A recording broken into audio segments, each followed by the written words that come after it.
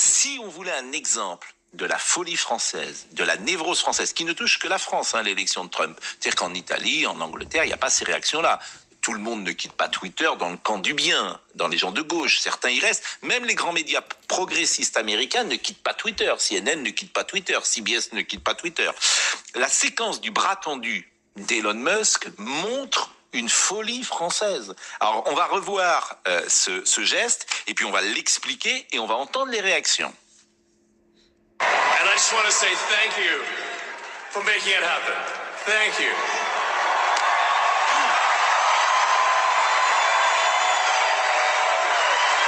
My heart goes out to you. It is thanks to you that the future of civilization is assured. Alors, où les éditorialistes nous prennent pour des imbéciles, ce qui est possible. Moi, j'ai lu, par exemple, le dénommé Thomas Legrand. Où lui-même l'est-il? S'il ne comprend pas, peux poser la question.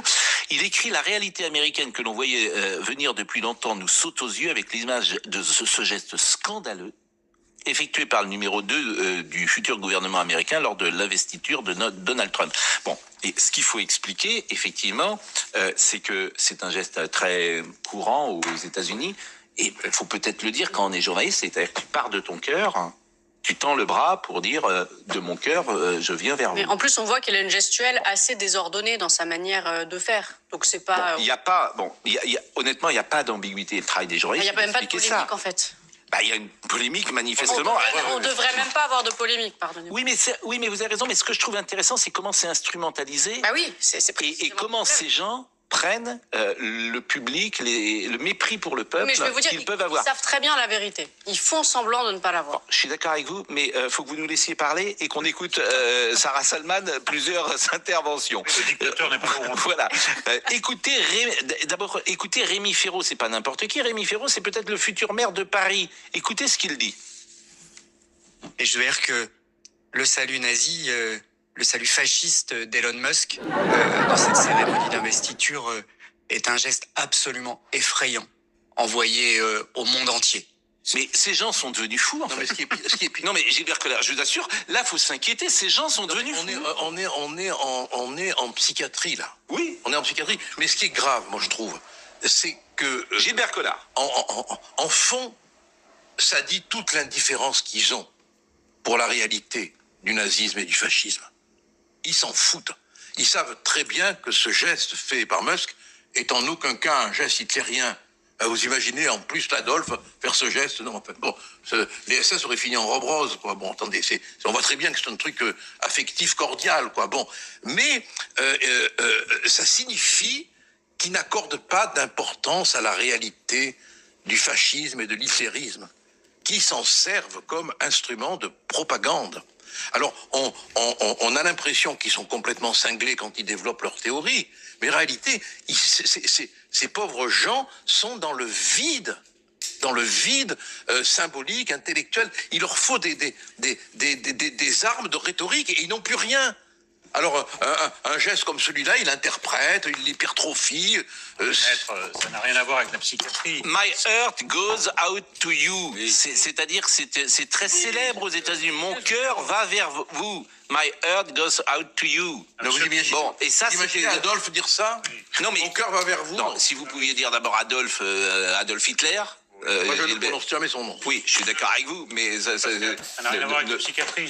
Ne pas lui donner une forme d'intimité à travers la manière dont vous parlez de Benjamin Constant. Gilbert, oui, Gilbert Collard, vous êtes si vous pouvez, le modérateur que je suis me permet d'intervenir. C'est ordure, oui, je préfère, si vous voulez. Qui orchestre cette polémique, c'est ce qu'ils font, c'est une assurance vie.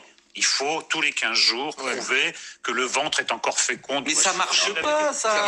Mais si, ça marche auprès de certaines personnes. Non. Ça marche auprès des derniers lecteurs de ces journaux, auprès des derniers lecteurs de ces partis. Et d'ailleurs, pourquoi ils le font? Parce qu'ils n'ont rien d'autre à dire. Mais c'est très bête. Non, ils n'ont rien d'autre à dire. C'est ce qu'ils peuvent faire. Éric Revel. C'est surtout un aveu de faiblesse incroyable. Parce que si du discours de Trump, la cérémonie d'investiture, les gens de gauche ne retiennent que ça, Bah, ça veut dire qu'en fait, ils sont stupéfaits par ce qui est en train d'arriver des États-Unis. Pour moi, c'est un aveu de faiblesse incroyable. Oui, tout à Ils fait. ont rien à dire Oui, sur oui. le fond, Oui. donc ils essaient de trouver une petite forme sur laquelle ils vont pouvoir polémiquer. Yohann Usaï. Faiblesse. Oui, mais là, c'est le camp médiatique, c'est le camp du bien, c'est le cercle de la raison qui panique, bien sûr, on le dit tous les jours. Yohann Usaï. Je vous disais hier, et Oui. je ne m'étais pas trompé manifestement, que la gauche ne savait plus faire une phrase sans prononcer le mot nazi, c'est ce Oui. que vient de faire Rémi Féraud, le mot facho ou désormais maintenant le mot génocide.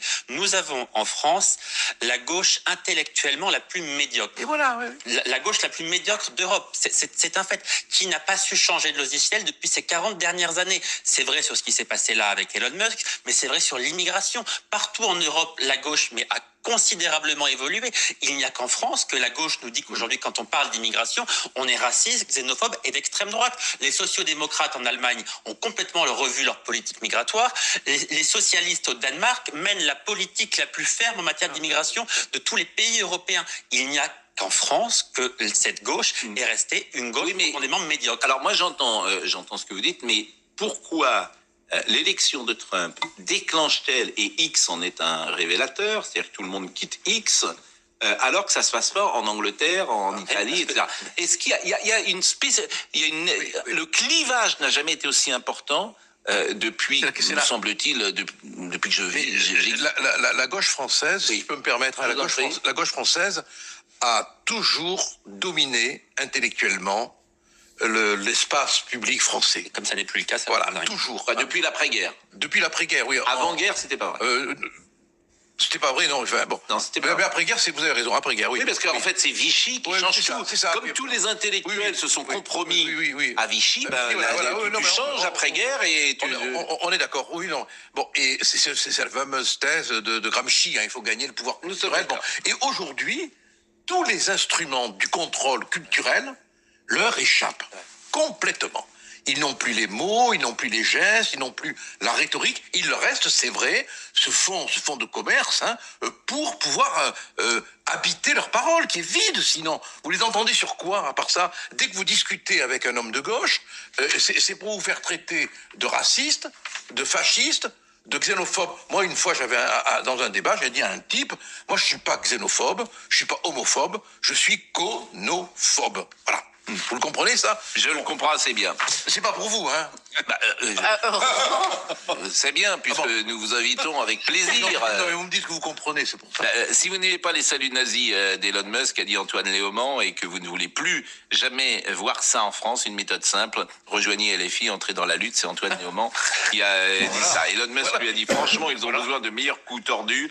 L'attaque tout le monde et Hitler est tellement usé. Bon, voilà ce qu'on pouvait dire. On va pas épiloguer là-dessus, mais voilà ce qu'on pouvait dire là-dessus.